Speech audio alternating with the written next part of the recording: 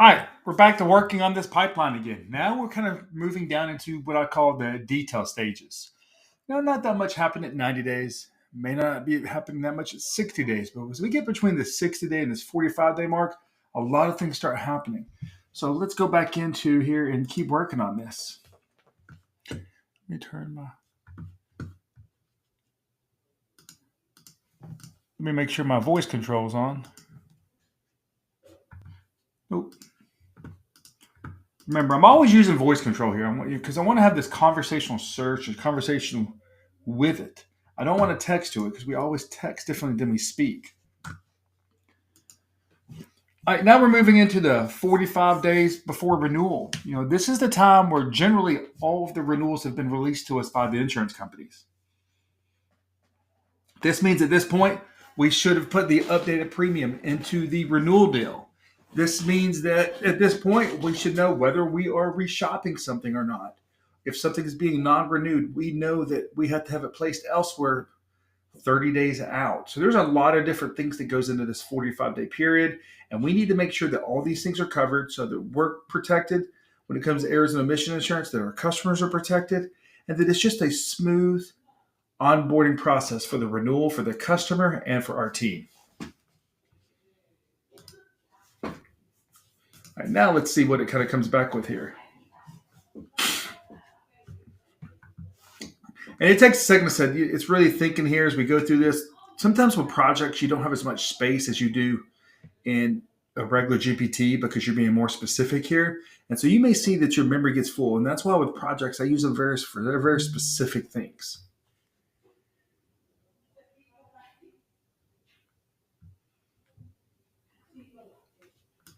So a good thing here is to me, hey, at this point, we know whether the customer is non-renewing or renewing.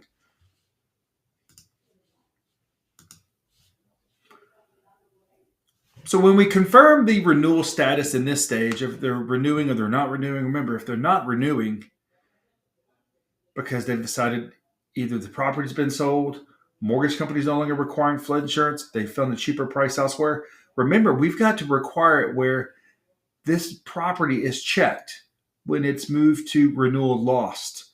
This way, the automation knows how to automatically follow up with the customer next year if it's an opportunity. Period.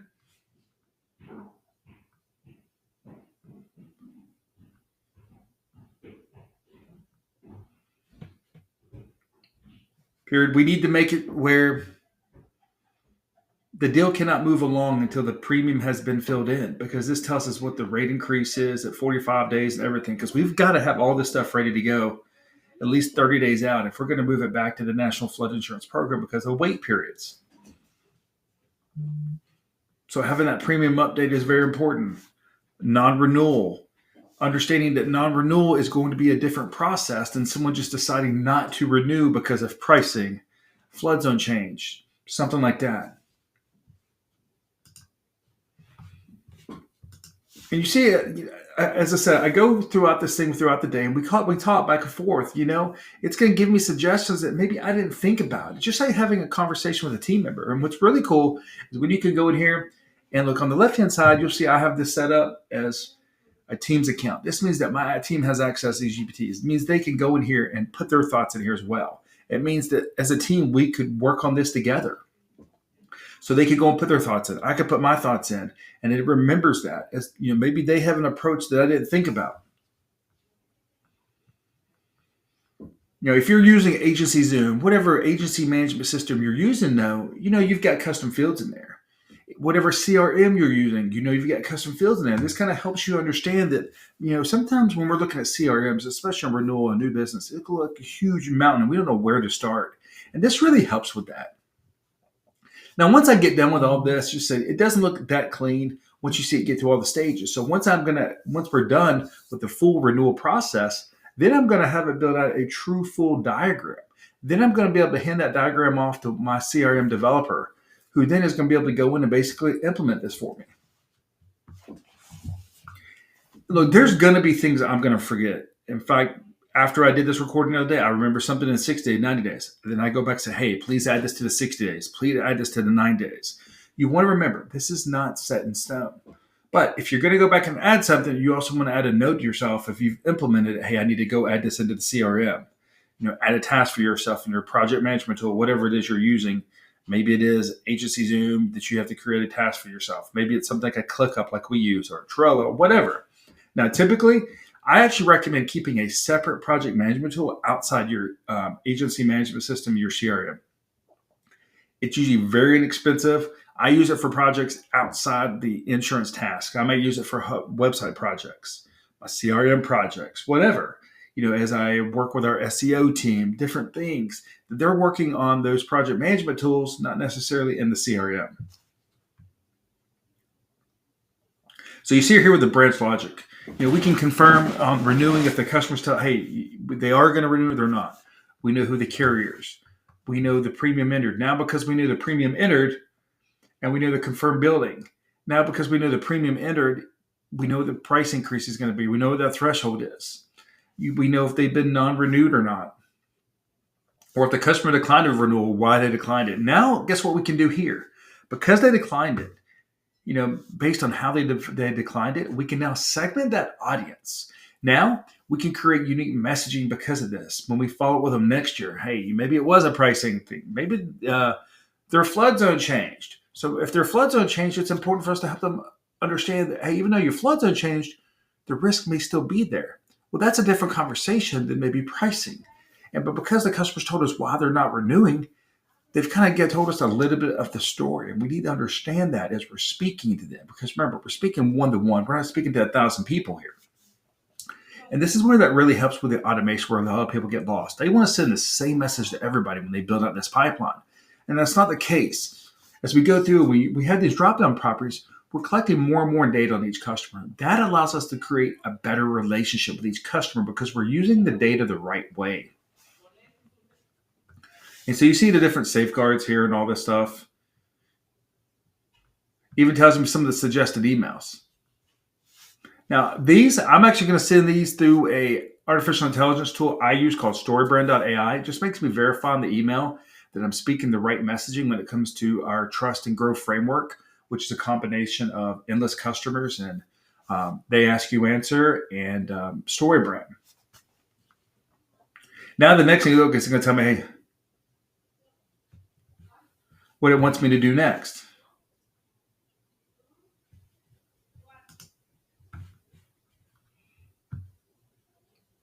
Let's build the required field rules and validation logic for HubSpot before we start working on these emails.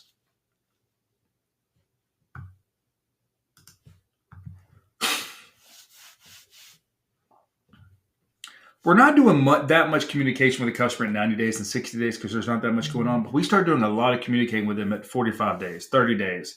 We may be communicating with the bank if we haven't gotten information from the bank, whatever. If it's an escrow, if it's a customer pay. Because, we're doing a lot of different things like that.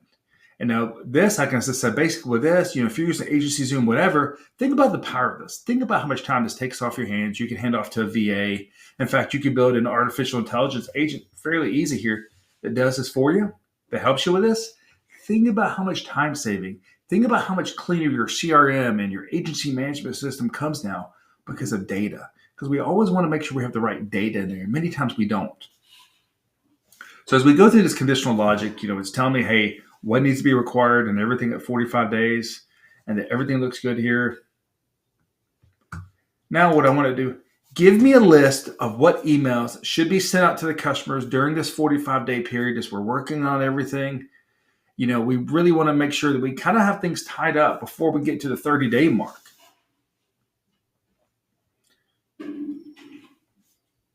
Period. Also, remember, make sure that we're following They Ask You Answer framework and StoryBrand framework as we're writing these emails. As the customer is the hero, we are the guide.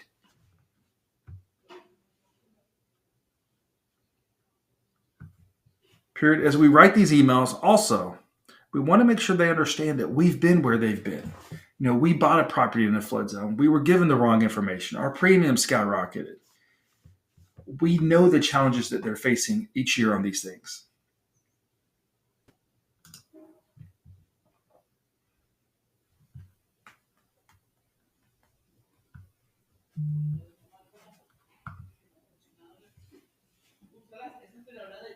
Now, look, I'm not just going to copy and paste. In fact, I may not even send all the emails out. It may not be necessarily need to send out 3 different emails. But what I could do is, hey, email one may go to a certain audience. But what I could do then is I could filter and I could do what's called branching or conditional logic. Hey, if these properties are met, email one goes out. If these properties are met, email two goes out. Now, look, that could be a lot for me to kind of figure out. And this helps me do that. So when I hand it off to somebody, they can go in there and they can do it fairly easy.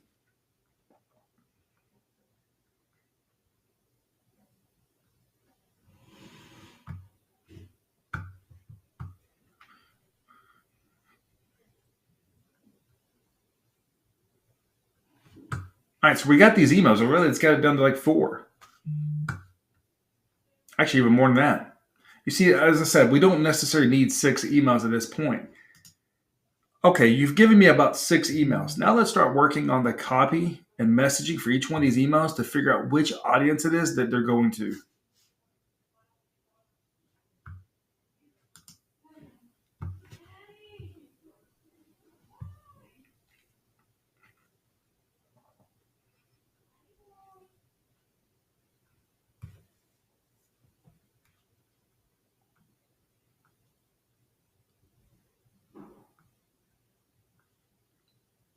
And you see, as I said, even with email one, when we've got the properties marked correct, then we can have where this email cannot go out until these properties have been updated. And so it may create a task for my team members to update the properties. By knowing the properties now, it can automatically send that email, what the core message is, and even what the draft copy is. As I said, look, I'm not going to just take the word in this. I'm actually going to be sending this through some special AI agents that I've built as I continue to modify this message. I may send it to 5, 10 different times as we look on different messaging here. This is just kind of showing you what the process should look like. And I'll send you through some other videos. But when you're looking at this copy, send it to that endless customers GPT that I showed in this group, and you will be amazed at how much it helps you. But what you want to do is upload some of your content from your website. Upload some sample emails that you've sent customers.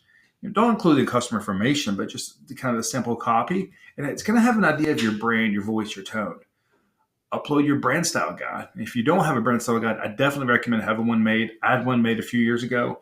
And if you want to see what it looks like, look, send me a message. I'll be glad to show you what ours looks like to kind of give you some guide there. But it talks about colors, the way certain text are used, just really consistent branding for your organization. But you see how this first email is set up like this.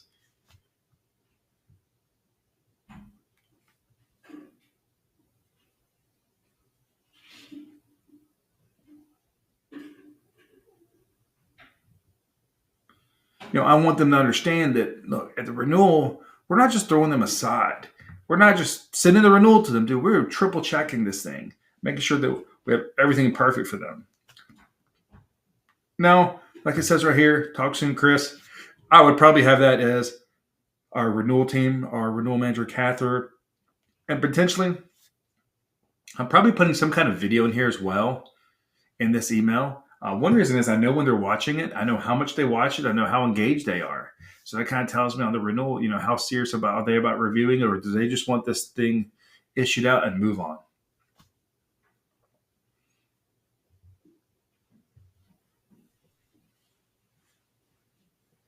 And so that's how we would kind of go through these emails. And that's how we go through a 45. Now, please help me bring everything together for this 45-day period and everything that should happen. I want to make sure that I'm not overlooking any details that I might be missing.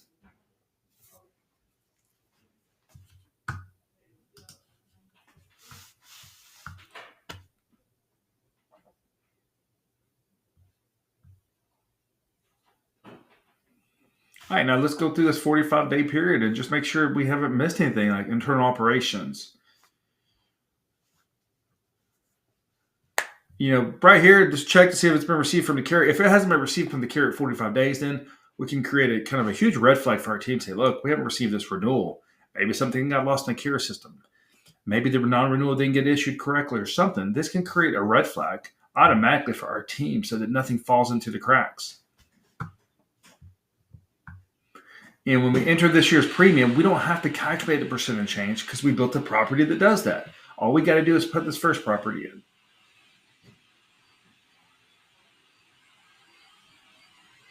And renewal available from carrier, yes or no. That tells us right away whether it's available or not,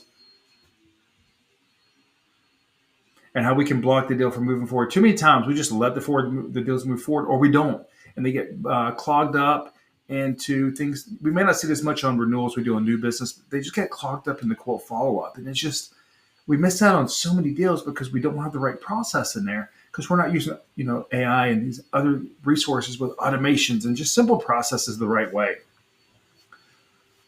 We've got everything on here for the non-renewal if it's carrier driven. If a policy is non-renewing, because it's so we can have this as policies non-renewing, carrier-driven, customer-driven as a drop-down. If it's customer-driven, then we can have some additional properties there. Is it price? Is it flood zone change? Whatever. If it's carrier-driven, is it claims? Is it because of risk? If it's because of claims, immediately our team can know then, hey, we need to quote this a different way than if a carrier is just moving off a risk. You see how detailed you can start to get with these things, and you can really start to create this really good process for your team and a really clean process for your customer. So this is kind of the 45-day mark here that we're kind of approaching down to, and this is how we use it for this. I don't want to make this video too long, but what we'll do is we'll go back, and I'll do an overall video as we go from beginning to end. I just want to do these kind of short videos for each phase that we go through here at the Flood Insurance Guru so that you can kind of see how I'm using artificial intelligence here.